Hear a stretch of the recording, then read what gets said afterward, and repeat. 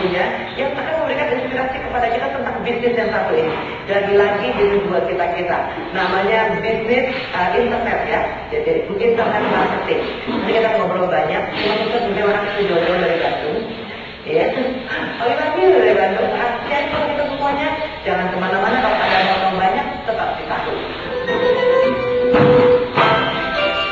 Pemirsa, saya sudah bersama Anda Ahira. Kita lihat Ahira. Kenapa Ahira?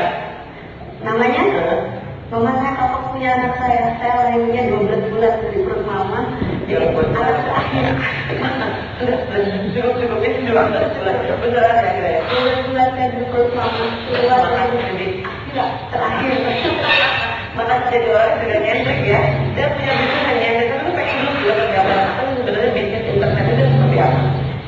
Internet marketing itu yang kegiatan kita jual barang atau berbisnis lewat internet. Jadi apa yang kita lakukan secara offline itu bisa kita lakukan secara online. Jadi kalau tadinya ada orang jual beli yang katakanlah pasar gitu ya, orang kan jual beli segala macam atau bahkan bisnis misalnya berbentuk informasi biasa itu kan kalau seperti koran, majalah itu kan penjualan informasi itu juga bisa dilakukan melalui internet. Jadi segala kegiatan bermarketing yang dilakukan melalui internet itu kita namakan internet marketing.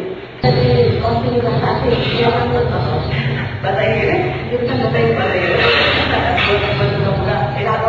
Tapi itu juga tidak harus merupakan satu keharusan. Banyak orang ketakutan. Saya tidak bisa bahasa Inggris sebenarnya.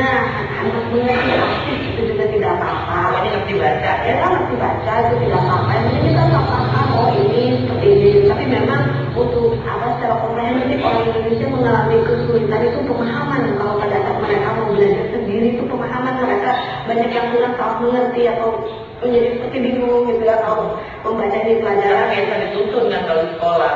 Ya mungkin seperti itu. Otodidak belajar tentang bisnis ini. Saya belajar itu sejak dari tahun 2001 saya belum tahu email. Saya termasuk orang yang gaptek. Oh iya? Jangan, karena waktu kuliah itu saya kan sibuk kerja. Sambil kuliah saya kerja, saya mengajar bahasa Inggris. Terus sebelumnya saya juga pernah jadi cleaning service. Saya pernah jual buku dari rumah ke rumah. Sebelum saya memang otak dagang gitu ya? Sebelumnya bukan otak dagang sih. Saya hanya ingin tahu kualitas saya sebagai perempuan itu sampai gimana. Bahwa saya itu tidak ingin menjadi manusia biasa yang hanya mengandalkan nanti setelah selesai kuliah saya mengharapkan pekerjaan lama, sementara saya melihat kenyataan bahwa mencari pekerjaan itu tidak mudah. Jadi saya lakukan dan sejak kuliah itu saya coba ya bisa jadi cleaning service, terus begitu jadi pembantu di restoran, waitress saya pernah, sampai akhirnya saya terjun ke mengajar.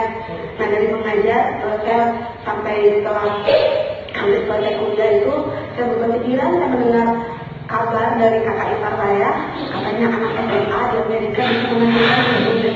Saya berpikir kalau anak SMA saja bisa, saya juga harus bisa. Udah gitu saya baru mulai belajar sendiri. Waktu itu saya email tuh tidak tahu, search engine itu, yang namanya internet itu saya tuh tidak tahu, hanya mendengar aja. Saya waktu itu berpikir karena bentuknya juga nggak tahu kayak apa.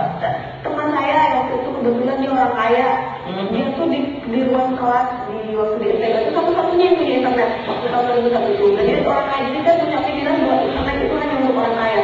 Saya tidak tahu ya ada yang namanya warnet. Pokoknya tinggalan zaman. Satu saat saya datang, ini untuk apa internet kan? Langsung saya sedang ngomong lagi, kata ibu saya bilang bahwa internet kita bisa cari uang gitu.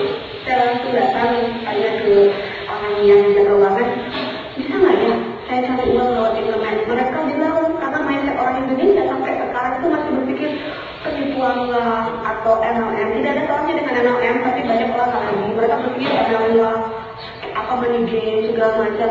Kalau sepanjang perjalanan saya sampai sekarang 2008 yang mungkin sekitar 7 tahun 8 tahun ini, bahwa yang namanya berbisnis online itu ada baik dan buruk. Tapi kalau kita bandingkan, offline juga sama kan, ada baik dan buruk. Jadi saya ingin memberitahukan kepada masyarakat Indonesia, ibu rumah tangga atau perempuan khususnya bahwa ini dari posisi saya selama 7 tahun melihat perkembangan bisnis itu kita tidak munafik lah, kita menjamankan biaya segala macam itu mahal, pekerjaan itu sulit. Kalau saya lihat potensi yang sangat bisa menguntungkan dalam jarak waktu yang cukup singkat, tapi bukan cepat kaya, bukan dengan salah salah, tapi dalam waktu yang cukup singkat untuk bisa mendapatkan income tinggal di Indonesia tapi gaji Amerika itu online, ya, dengan online.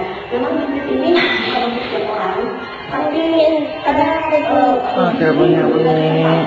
tidak hanya kepada orang, katakanlah orang yang berpendidikan tinggi harus bisa segala macam, tidak. Saya orang kampung pun bisa, saya orang kampung. Ya, saya tinggal di kampung, di mana di daerah masih waktu itu jarang gitu ya, sekarang udah banyak, tapi masih berpikiran tuh kalau orang setelah selesai kuliah bekerja atau gimana, ini bahkan saya sekarang menjalankan bisnis ke 120 negara, itu cari dikerjakan di dalam kamar.